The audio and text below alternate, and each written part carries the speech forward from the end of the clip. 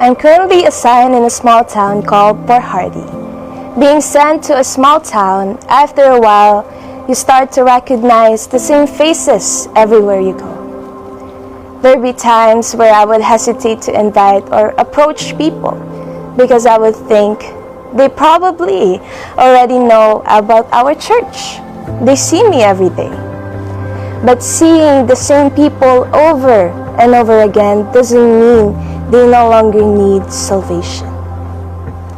You must continue the work of God no matter how self-conscious you are. I am assigned in the local church of Montreal.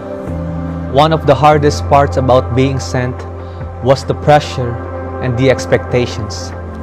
There is always that overwhelming burden to make sure that everything is okay and perfect. Every day I check our attendance. Were we over the growth of my local church?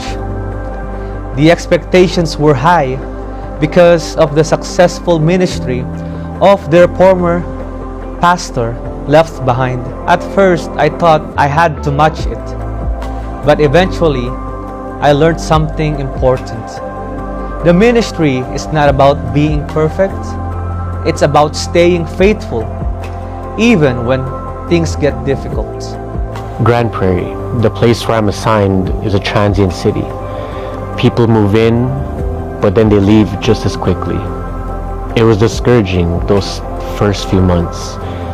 As if that wasn't hard enough, sometimes I'd walk an hour and a half just to have Bible study and foundations lessons. But even when people come and go, every step I took, every lesson and conversation I had mattered.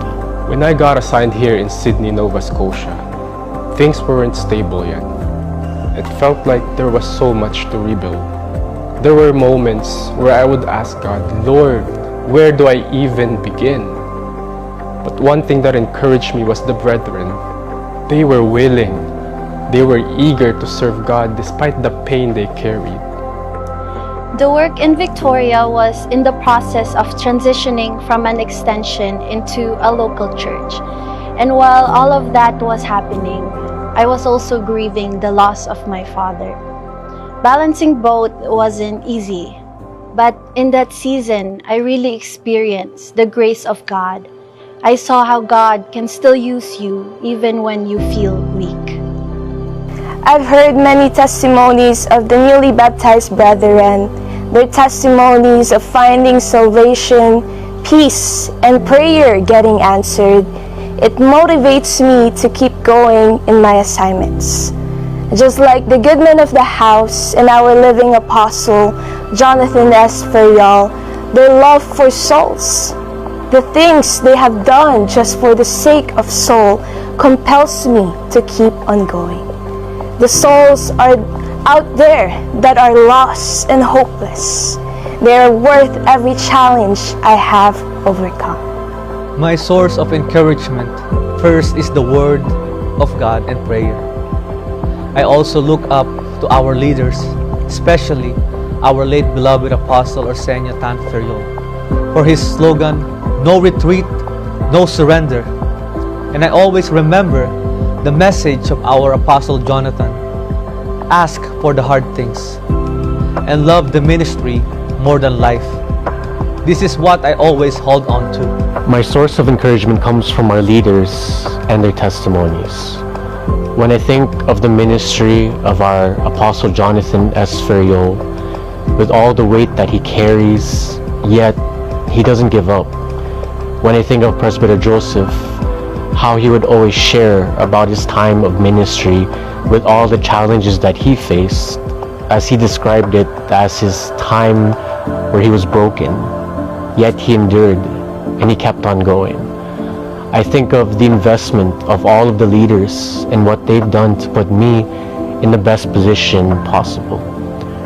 From our late Chancellor Emeritus Apostle Arsenio T. Ferriol, our Chancellor Apostle Jonathan S. Ferriol, our MBSI North America Extension Administrator Presbyter Emeritus Ferriol, and each and every single leader who has impacted my ministry with their advice and counsel, who remind me of my purpose. Truly, I have all the reasons to keep on going amidst every trial and every hardship. My love for God and His church, as well as the testimony of our leaders in the church, compels me to remain in the ministry. You know, it is a common knowledge that ministry is filled with challenges and difficulties, but when you love God and His church more than your own life, no amount of hardship will make you throw the white towel. You know, those who've come before us, the late Apostle Arsenio T. Ferriol, our living Apostle Jonathan S. Ferriol, the bishops, presbyters, the senior pastors did not quit. Instead, they fought not only for their faith, but also for the church. They followed Christ while disregarding their own lives, just like what it says in the book of Philippians, that to live is Christ and to die is gain. Every day is still a battle, but the grace of God is what sustains me. And through the advices that I receive from our leaders, it brings a different perspective. And I believe that the words they share to us are not just mere words, but it comes from the wisdom God has given them. I always remember the slogan of the late apostle, "No retreat, no surrender," and how our apostle Jonathan would say to ask for the hard things. And through the encouragement from our presbyter Marites Ferriol, and our presbyter Joseph and Pastor Janalyn Concepcion here, and for the rest of the faculty, it gives me strength to always just choose the ministry despite the hardships. And of course, the brethren in Victoria, just seeing them push for their faith and for the work to be established here also pushes me to fight for myself and for my ministry. Despite the transition from staff and becoming a student pastor, my dedication only grew stronger. Even in a small town, as long as you go out, there's always a soul waiting. If you don't give up, God answers prayers.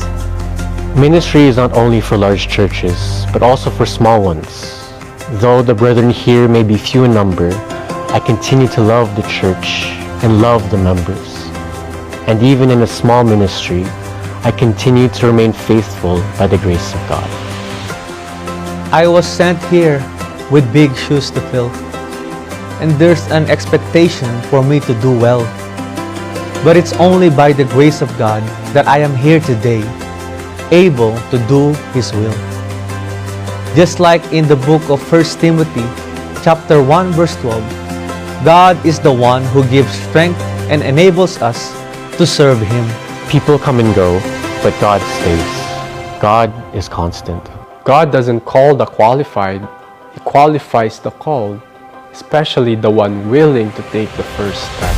In the midst of pain and brokenness, you learn to trust God, pursue His will, and test His calling for your life. To God be the glory.